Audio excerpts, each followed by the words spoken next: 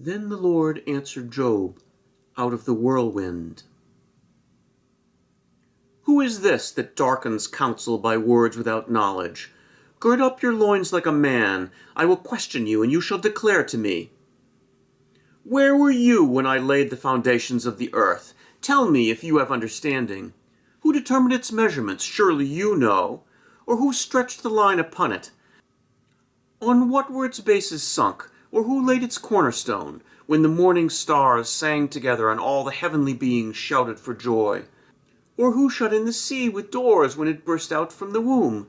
When I made clouds its garment, and thick darkness its swaddling band, and prescribed bounds for it, and set bars and doors, and said, Thus far shall you come, and no farther, and here shall your proud waves be stopped. Have you commanded the morning since your days began, and caused the dawn to know its place, so that it might take hold of the skirts of the earth, and the wicked be shaken out of it? It is changed like clay under the seal, and it is dyed like a garment. Light is withheld from the wicked, and their uplifted arm is broken. Have you entered into the springs of the sea, or walked in the recesses of the deep? Have the gates of death been revealed to you? Or have you seen the gates of deep darkness? Have you comprehended the expanse of the earth? Declare if you know all this. Where is the way to the dwelling of light? And where is the place of darkness, that you may take it to its territory, and that you may discern the paths to its home? Surely you know, for you were born then, and the number of your days is great. Have you entered the storehouses of the snow? Or have you seen the storehouses of the hail, which I have reserved for the time of trouble, for the day of battle and war? What is the way to the place where the light is distributed, or where the east wind is scattered upon the earth?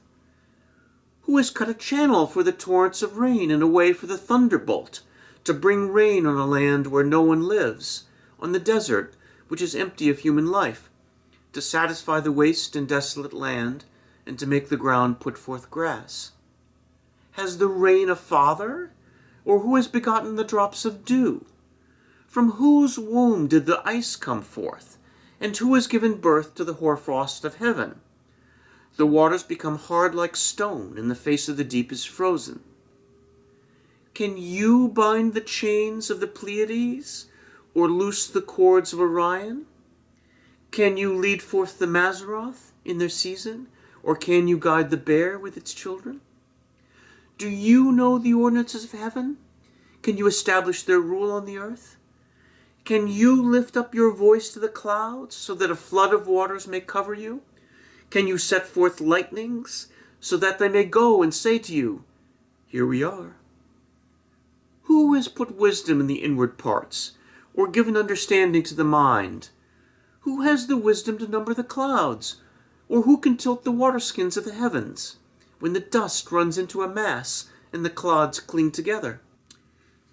Can you hunt the prey for the lion, or satisfy the appetite of the young lions, when they crouch in their dens, or lie in wait in their covert? Who provides for the raven its prey, when its young ones cry to God, and wander about for lack of food? Do you know when the mountain goats give birth?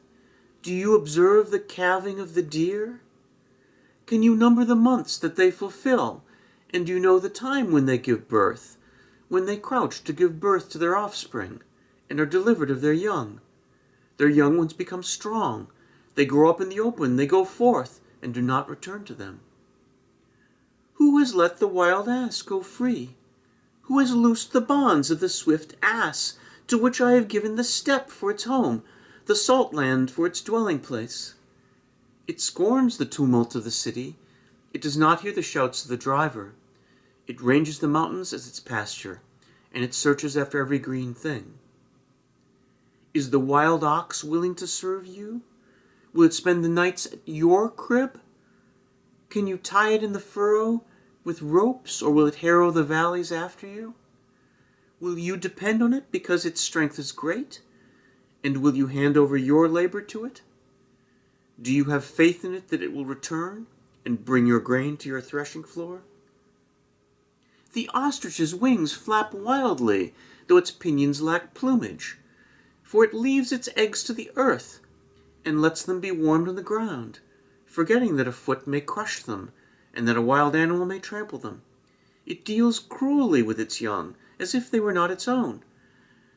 Though its labor should be in vain, yet it has no fear, because God has made it forget wisdom, and given it no share in understanding. When it spreads its plumes aloft, it laughs at the horse and its rider.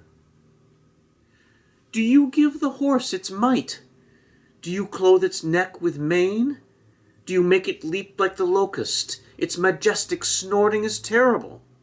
It paws violently, exults mightily. It goes out to meet the weapons. It laughs at fear and is not dismayed. It does not turn back from the sword. Upon it rattles the quiver, the flashing spear and the javelin. With fierceness and rage it swallows the ground. It cannot stand still at the sound of the trumpet.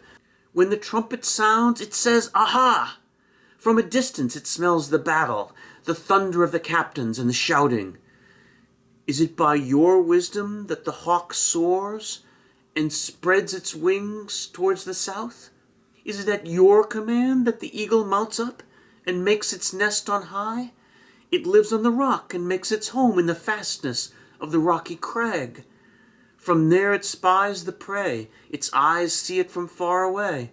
Its young ones suck up blood, and where the slain are, there it is. And the Lord said to Job, Shall a fault-finder contend with the Almighty? Anyone who argues with God must respond. Then Job answered the Lord, See, I am of small account. What shall I answer you? I lay my hand on my mouth. I have spoken once, and I will not answer. Twice, but will proceed no further. Then the Lord answered Job out of the whirlwind. Gird up your loins like a man. I will question you, and you declare to me. Will you even put me in the wrong? Will you condemn me that you may be justified? Have you an arm like God, and can you thunder with a voice like his? Deck yourself with majesty and dignity. Clothe yourself with glory and splendor. Pour out the overflowings of your anger, and look on all who are proud and abase them. Look on all who are proud and bring them low. Tread down the wicked where they stand. Hide them all in the dust together. Bind their faces in the world below. Then I will also acknowledge to you that your own right hand can give you victory. Look at Behemoth, which I made just as I made you. It eats grass like an ox. Its strength is in its loins, and its power in the muscles of its belly. It makes its tail stiff like a cedar. The sinews of its thighs are knit together. Its bones are tubes of bronze. Its limbs like bars of iron. It is the first of the great acts of God. Only its maker can approach it with the sword. For the mountains yield food for it where all the wild animals play. Under the lotus plant it lies, in the covert of the reeds and in the marsh. The lotus trees cover it for shade. The willows of the wadi surround it. Even if the river is turbulent, it is not frightened. It is confident, though Jordan rushes against its mouth. Can one take it with hooks, or pierce its nose with a snare? Can you draw out Leviathan with a fishhook, or press down its tongue with a cord? Can you put a rope in its nose, or pierce its jaws with a hook? Will it make many supplications to you? Will it speak soft words to you? Will it make a covenant with you to be taken as your servant forever? Will you play with it as with a bird? Or will you put it on a leash for your girls? Will traders bargain over it? Will they divide it up among the merchants? Can you fill its skin with harpoons, or its head with fishing spears?